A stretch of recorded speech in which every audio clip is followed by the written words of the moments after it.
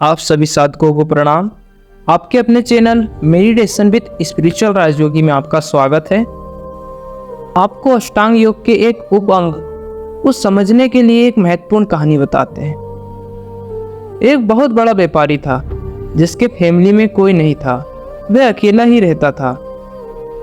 उन्होंने बहुत पैसा कमाया हुआ था और वे चिंतित इस बात से रहते थे कि मैं इतने पैसों का क्या करूँगा, इस पैसे को आगे भोगेगा कौन। इसी कारण वे परेशान रहा करते थे, दुखी रहते थे और अक्सर महात्माओं के पास जाया करते थे, पूछा करते थे मेरी परेशानी कैसे दूर होगी, मुझे खुशियाँ कैसे मिलेगी।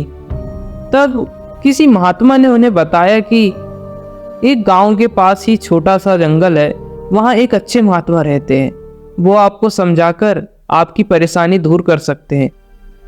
परंतु उनका समझाने का तरीका थोड़ा विचित्र सा होता है।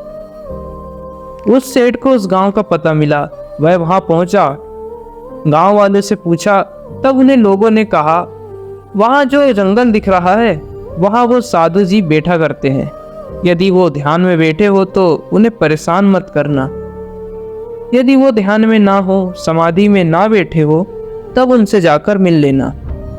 सेठ जी अपने कार में आए हुए थे, वह वहां उस कार से पहुंचे जहां उन्हें बताया गया था। वह कार में एक बड़ा सा बैग भी लेकर आए थे जिसमें उन्होंने जितना कमाया हुआ था सब था। बहुत महंगे महंगे गहने, हीरे, सोना, चांदी और पैसों से भरा हुआ वह बैग था। सेठ ने जाकर महात्मा जी के चरणों में बैग रख दिया, कहा साधु जी मुझे तो वो तरीका बताइए जिससे मैं खुश रह सकूं। मैं बहुत परेशान हो चुका हूँ, सुख का एक क्षण भी मेरे पास नहीं है। मैंने इतना पैसा कमाया लेकिन मेरे परिवार में कोई भी नहीं है जो इस सुख को भोग सके। मुझे समझ नहीं आता आगे क्या होगा। महात्मा जी ने सारी बात सुनी। उसके बाद उन्होंने वो पैसे का बैग उठाया और बिना कुछ सोचे गांव की तरफ दौड़ पड़े। सेठ को तो पहले कुछ समझ नहीं आया, फिर उन्हें समझ आया कि अरे ये तो मेरा बैग लेकर भाग रहे हैं, मेरे सारी जीवन की कमाई को लेकर भाग रहे हैं, ये तो बेईमान निकले। उन्हें ध्यान नहीं रहा कि वह कार से आए थे और वे वैसे ही साधु जी के पीछे दौड़े और चिल्ला रहे थे, पकड़ो पकड़ो, बाबा मेरा धन लेकर भाग रहा है। महात्मा गांव की तरफ भाग रहे थे। सेठ ने सोचा कि कहीं गांव में किसी के घर में मेरा बैग न छुपा थे। सेठ चिल्लाते जा रहे थे, बाबा बेईमान है, चोर है, ये और वो, पता नहीं उन्हें क्या क्या कह रहे थे और गांव में भागते चले जा रहे थे। गांव वाले तो समझ गए थे कि हमारे साधु जी तो अलग ही ढंग से समझाते हैं, उनका अपना ही तरीका होता है, इसलिए गांव वालों ने ज्यादा रिएक्ट नहीं किया, उल्टा सेठ जी के साथ साथ चलने लगे। सेठ ने गांव वालों से कहा, कैसा बाबा जी तुमने यहाँ बसा रखा है, वह चोर है, बेईमान है, मेरा सारा का सारा धन लेकर भाग गया, इसको यहाँ से क्यों नहीं भगा देते हो। महात्मा जी इस गली से उस गली में भागते चले जा रहे थे। गांव में वे भिक्षा मांगा करते थे, इसलिए उन्हें सभी रास्तों का पता था। सेठ इनके पीछे पीछे भाग रहा था। महात्मा जी ने सारे गांव का चक्कर काटा। फाइनली वह गांव से बाहर निकलकर जंगल की ओर भागने लगे। सेठ ने देखा कि बैग उनके हाथ में है। उसने सोचा चलो बैग तो कहीं छुपाया नहीं, अच्छा हुआ, पर जंगल में कहीं छुपा ना दे, इसलिए सेठ जी और तेजी से जंगल की ओर भागे। जंगल में कहीं बाबा जी दिखाई न पड़े, तब घूम फिर कर वहां आ गए जहां पर उनकी गाड़ी खड़ी थी। बैग वहीं रखा था जहां बाबा जी बैठा करते थे।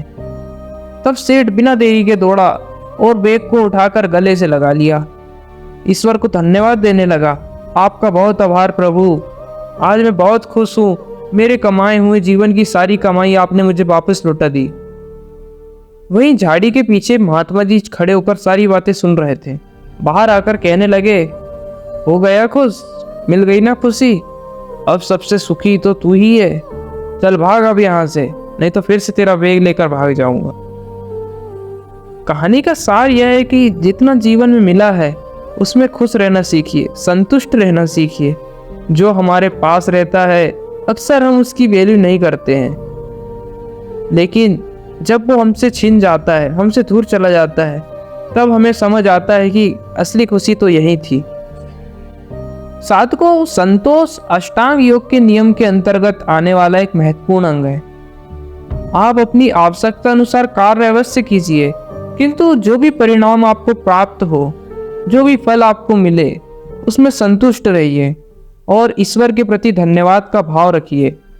जो व्यक्ति संतुष्ट है, वास्तव में वही परम सुख की ओर बढ़ सकता है। साधकों, अपने भीतर उस परमानंद रूपी अनमोल खजाने को पहचानिए, जिसे ध्यान के माध्यम से सहज ही पाया जा सकता है। इसके लिए हमें आवश्यकता है अपने भीतर की ओर मुड़ने की, हमें अंतर्मुखी होने की। गुरुदेव जी कहते हैं, कभी भी एक अच्छा साधक आवश्यकता से अधिक किसी भी कार्य में, बाहरी जगत में नहीं उलझता है। वह जितनी जरूरत होती है उतना ही इन्वॉल्व होता है। आपको हमारे द्वारा बताई गई कहानी कैसी लगी, हमें कमेंट में बताएं। वीडियो को लाइक करें और अधिक से अधिक शेयर करें। धन्यवाद।